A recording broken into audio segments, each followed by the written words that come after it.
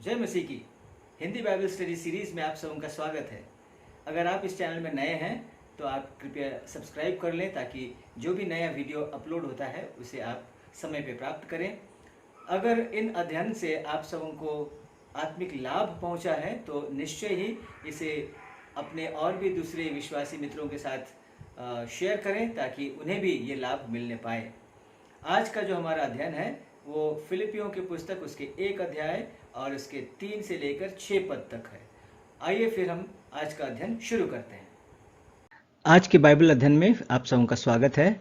आज का हमारा जो पाठ है फिलिपियों के नाम पौलुस प्रेरित की पत्री उसकी 1 अध्याय और 3 से लेकर 5 पद तक हम पहले देखेंगे, उसके बाद 6 पद को भी हम देखेंगे। यहाँ इस प्रकार से लिखा हुआ है, मैं जब जब तुम्हें स्मरण करता हूँ तब तब अपने परमेश्वर का धन्यवाद करता हूँ, और जब कभी तुम सब के लिए विनती करता हूँ तो सदा आनंद के साथ विनती करता हूँ, इसलिए कि तुम पहले दिन से लेकर आज तक सुसमाचार के फैलाने में मेरे सहभागी रहे हो। यहाँ पर आपने गौर किया होगा, मैं कुछ शब्दों को अंडरलाइन किया हूँ, अलग रंग से उसे लिखा हूँ। धन्यवाद, आनंद तथा सहभागिता, ये 3 जो शब्द हैं वो मुख्य शब्द हैं इस पाठ में जिसे हमने अभी पढ़ा है। जब बाइबल अध्ययन करते हैं तो ऐसे शब्दों पर हमें ध्यान देना पड़ता है और तब जाकर हम इसकी जो मूल बात है, रहस्य है या अर्थ है, इसे हम अच्छी तरह से समझ सकते हैं। तो आगे बढ़ते हैं। इसमें जो पहली बात पौलुस कह रहा है, धन्यवाद की बात। यहाँ पर देखें, यहाँ लिखा हुआ है कि जब जब तुम्हें स्मरण करता हूँ तब तब। एक सिलसिलेवार रूप में वो करता रहता है। जब भी वो स्मरण करता है उन्हें धन्यवादी होता है। ये एक विशेष बात है जो हम यहाँ पर देखते हैं। पौलुस कह रहा है जब जब, अर्थात every time I remember you, मैं परमेश्वर का धन्यवाद करता हूँ। कितनी बड़ी बात है जब एक प्रचारक जिनसे बातें किया परमेश्वर के वचन के बारे में, जिनसे प्रचार किया, अब उनके बारे में जब भी वो सोचता है उसके मन में एक धन्यवाद उमड़ने लगता है परमेश्वर के प्रति।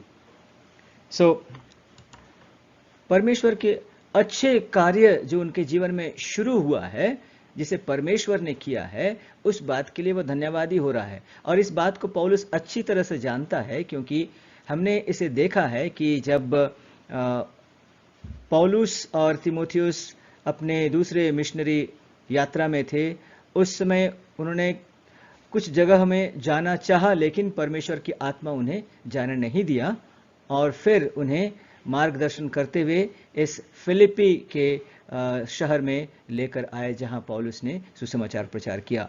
इसलिए पौलुस इस बात को बहुत अच्छी तरह से जानता है कि ये जो कार्य शुरू हुए, ये सब कुछ करने वाला और कोई नहीं लेकिन परमेश्वर है। ये उनके हिसाब से, उनके योजना मुताबिक या उनके एजेंडा से ये काम नहीं हुआ है। और फिर यहाँ आनंद के बारे जो हम देखते हैं, और जब कभी तुम सबके लिए विनती करता हूं तो सदा आनंद के साथ विनती करता हूं। सबके लिए, ऑल अंग्रेजी में है। वहां के जो विश्वासी थे, किसी एक या दो विश्वासी को समझकर उनके बारे में उन्हें याद करके आनंदित होना तो हम समझते हैं, लेकिन यहां पर पौलुस कह रहा है कि सबके लिए। वहां की जो मंडली थी, वहां के जो विश्वासी थे, सभी के साथ वो बहुत ही आनंदित था। और वो कहता है, आगे हम देखते हैं कि फिलिपी के लोगों में सुसमाचार के कार्य के कारण उसने परमेश्वर का जो कार्य उनके जीवन में देखा, सुसमाचार के माध्यम से जिस प्रकार के परिवर्तन, और उस परिवर्तन में बने रहना और मसीह के स्वभाव में आगे बढ़ते जाना, इन सारी बातों को पौलुस ने वहां के मंडली में देखा था। और इसी बात को वो स्मरण करते हुए जब कभी तुम सबके लिए मैं विनती करता हूं तो सदा आनंद के साथ विनती करता हूं। विपरीत परिस्थिति में ये पौलुस के लिए एक बहुत ही महत्वपूर्ण बात है। वो जेल में है, वहां आनंदित होने की कोई भी प्रकार की परिवेश, परिस्थिति या कारण नहीं है, लेकिन फिर भी वैसे नकारात्मक परिस्थिति में पौलुस आनंद की बात कह रहा है। क्यों? क्योंकि उसे मालूम है कि वो जेल में है, लेकिन उसने जिनके बीच में सुसमाचार प्रचार किया उनमें परमेश्वर का जो कार्य शुरू हुआ वो आगे बढ़ रहा है। और इस विपरीत परिस्थिति में एक सकारात्मक तथा उद्देश्य प्रेरित मानसिकता पौलुस की दिखती है, और ये बहुत ही उत्साह का कारण है हम सबों के लिए भी, आज भी जब हम इस पत्र को पढ़ते हैं। पौलुस की खुशी का कारण क्या है? फिलिपियों ने सुसमाचार में हिस्सा लिया और यह हिस्सेदारी में वे अभी तक बने हुए थे। 5 पद में ऐसा कहता है कि इसलिए कि तुम पहले दिन से लेकर आज तक सुसमाचार फैलाने में मेरे सहभागी रहे हो। सो जो कार्य शुरू हुआ वो शुरू होके वहीं कहीं खत्म नहीं हो गया है, ये अभी भी जारी है, और यही बात पौलुस को आनंदित करती है। जेल की दीवार या जंजीर पौलुस को बांध कर सीमित कर सकता है, लेकिन जो जीवित सुसमाचार उसने सुनाया, जो जीवित सुसमाचार फिलिपी के विश्वासियों के मन में जीवित है, उसे कोई भी जंजीर रोक नहीं सकती है, बढ़ने से रोक नहीं सकती है ना। और उसके फिलिपी के जो विश्वासी थे वो सुसमाचार की शिक्षा तथा व्यवहारिक मसीही जीवन में निरंतर बढ़ते जा रहे थे। ये पौलुस के लिए बहुत बड़ी एक खुशी का कारण है। यहाँ 1 अध्याय के 5 पद में पौलुस लिखता है कि आज तक सुसमाचार के फैलाने में मेरे सहभागी रहे हो। सुसमाचार में सहभागिता के लिए भी पौलुस अपना खुशी व्यक्त कर रहा है। सुसमाचार की जो सहभागिता है, इसका अर्थ क्या है? बहुत समय हम लोग सुसमाचार की सहभागिता को केवल इस आर्थिक सहयोग के साथ जोड़कर देखते हैं, उसी में सीमित हो जाते हैं। ये बात जरूर है कि पौलुस को फिलिपी के जो विश्वासी हैं ये आर्थिक रूप से सहयोग भेजते रहे थे, उसे सहयोग किए हैं, लेकिन उतने ही बात को लेकर पौलुस यहाँ पर आनंदित नहीं है। उससे ज्यादा वो परमेश्वर के कार्य को देखकर आनंदित होता है, जिसे मैं इस प्रकार से लिखा हूं, परमेश्वर के कार्य के प्रति समर्पित होना। ये जो बात उसने देखा फिलिपी के विश्वासियों के बीच में, ये बात उसे बहुत ही आनंदित करते हैं। सुसमाचार में भाग लेने का मतलब क्या है? सुसमाचार में भाग लेने का मतलब है प्रभु यीशु के जीवन, मृत्यु और पुनरुत्थान की जो खुशखबरी है, इसे अपनाना, पहली बात, और उसमें हर पल जीने का मतलब क्या है, इसकी संपूर्णता को समझकर हर दिन जीना, है ना। यह है सुसमाचार में भाग लेने की बात। केवल उनके आर्थिक सहयोग के लिए नहीं, लेकिन जो सुसमाचार का बीज उनमें डाला गया, उस बीज को सहेजकर उसका फल फलाने में इन लोग एकदम तत्पर होकर लगे हुए हैं। इस बात को देखकर पौलुस कहता है कि सुसमाचार में सहभागी, जो सुसमाचार मैंने सुनाया उसमें तुम लोग शामिल हुए, उसे ग्रहण किए और उसी में बने हुए हो, और तुम्हारे द्वारा से वो सुसमाचार सुनाया जा रहा है ना। दूसरों के लिए वो सुसमाचार सुनाया जा रहा है। ये बहुत विशेष बात है, और इस कारण से पौलुस कहता है कि सुसमाचार में सहभागिता। और इसमें एक और बात है, जहां पर ये 5 पद को हम लोग देखते हैं। यहां लिखा है कि पहले दिन से लेकर आज तक, अर्थात जो सिलसिला शुरू हुआ वो सिलसिला आज तक कायम है। ये एक निरंतरता को दिखाता है। विश्वासी लोग, फिलिपी में रहने वाले लोग जो एक अच्छी शुरुआत को किए, वो शुरुआत आगे बढ़ता गया और आज तक कायम है। इस बात के कारण पौलुस बहुत ही आनंदित है।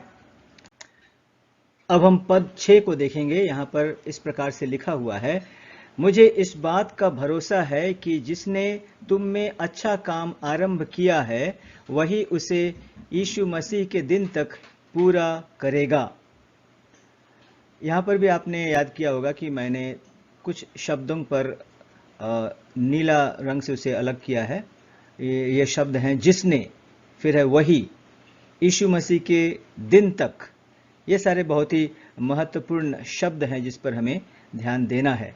आगे बढ़ते हैं। यहाँ पे हमारे जीवन में जो उद्धार का कार्य है जो शुरू होता है, ये परमेश्वर की ओर से होता है। इसका जिक्र पौलुस यहाँ पर कर रहा है, और वो कहता है कि जिसने इसे शुरू किया है या आरंभ किया है। इफिसी के पत्र में पौलुस लिखता है उसके दूसरे अध्याय के 8 और 9 पद में, क्योंकि विश्वास के द्वारा अनुग्रह ही से तुम्हारा उद्धार हुआ है, और यह तुम्हारी ओर से नहीं वरन परमेश्वर का दान है, और न कर्मों के कारण, ऐसा न हो कि कोई घमंड करे। सो ये जो उद्धार का कार्य है जो हमारे जीवन में, किसी विश्वासी के जीवन में होता है, ये हमारे प्रभु यीशु मसीह को ग्रहण करने के द्वारा से नहीं है, ये परमेश्वर का कार्य है। परमेश्वर की आत्मा ही मुझे कायल करता है और मुझे उस सत्य को पहचानने में, उसे ग्रहण करने में सहायता करता है। और इसीलिए पौलुस यहां पर कहता है कि मुझे इस बात का भरोसा है कि जिसने तुम में अच्छा काम आरंभ किया है। तो परमेश्वर में समर्पित होना, परमेश्वर को उद्धारकर्ता के रूप में जानना, प्रभु यीशु मसीह में अपना जीवन समर्पित करना, ये सारी जो बातें हैं ये हमारे जीवन में जिस दिन होती हैं, उस दिन से एक अच्छा काम शुरू होता है, जिस काम को करने वाला केवल परमेश्वर है। और इसी बात को पौलुस यहाँ पर फिलिपी के जो विश्वासी हैं उनके जीवन के संदर्भ में कह रहा है, और ये हमारे लिए बहुत ही महत्वपूर्ण बात है। दूसरी बात जो हम यहाँ पर देखते हैं, परमेश्वर का उद्धार सदैव ठोस प्रमाण के साथ होता है। जब कोई व्यक्ति परमेश्वर में सचमुच उद्धार प्राप्त करता है तो उसके बहुत सारे प्रमाण दिखने लगते हैं। वैसे कुछ प्रमाणों का जिक्र मैं यहाँ पर किया हूँ। पहली बात जो है, ये परमेश्वर के साथ की संगति, जिसके बारे में हम कुरिन्थियों की पुस्तक पहले कुरिन्थी उसके 1 अध्याय के 9 पद में पाते हैं। यहां पर ऐसा लिखा हुआ है, परमेश्वर विश्वास योग्य है जिसके द्वारा तुम उसके पुत्र हमारे प्रभु यीशु मसीह की संगति में बुलाए गए हो। सो पहली बात, वो व्यक्ति जो उद्धार प्राप्त किया है वो परमेश्वर के साथ निरंतर संगति की चाह रखता है और संगति में आगे बढ़ता है। दूसरी बात जो है, परमेश्वर के लोगों के साथ संगति करना। इस विषय में भी हम यहाँ देखते हैं प्रेरित के पुस्तक उसके 2 अध्याय के यहाँ इस प्रकार से लिखा हुआ है, और वे प्रेरितों से लगातार शिक्षा पाने, संगति रखने, रोटी तोड़ने और प्रार्थना करने में लवलीन रहे। जो भी नए विश्वासी उनके साथ जुड़ते गए, सब लोग आपसी संगति में बने रहे। ये एक बहुत ही महत्वपूर्ण बात है। जो व्यक्ति उद्धार प्राप्त करता है वह एक दूसरे के साथ, दूसरे विश्वासियों के साथ भी संगति में बना रहता है।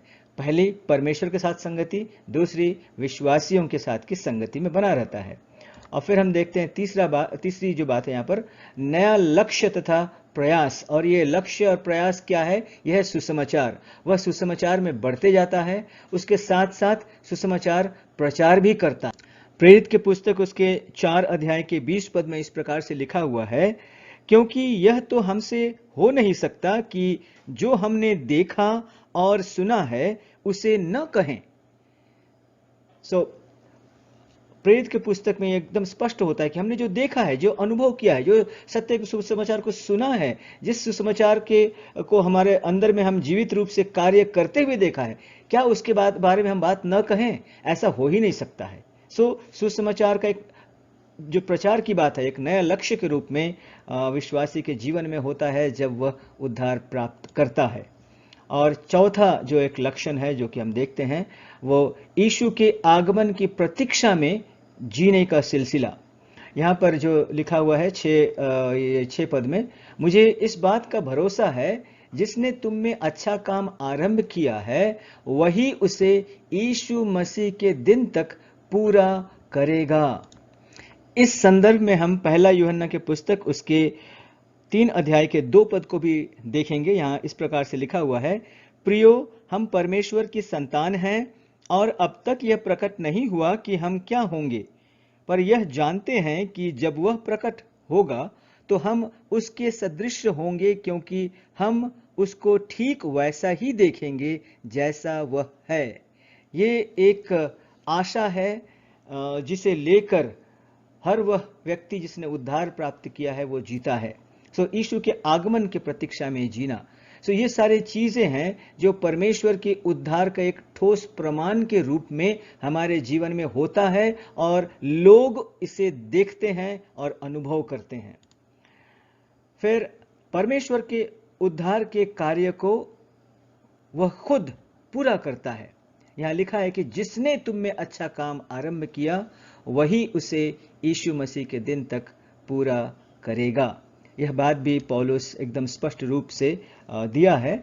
यहाँ हम देखें, यदि आप यह अनुभव करते हैं कि कैसे परमेश्वर ने अपनी एकाधिपत्य अर्थात सॉवरेनिटी में तथा अनुग्रह के कारण आपको अपने पास बुलाया है और आप सुसमाचार में अपनी संगति के माध्यम से उसके काम करने का प्रमाण देखते हैं, तो आप आश्वस्त हो सकते हैं कि जिसने आप में अच्छा काम शुरू किया है वह इसे यीशु के दूसरे आगमन तक पूरा करेगा।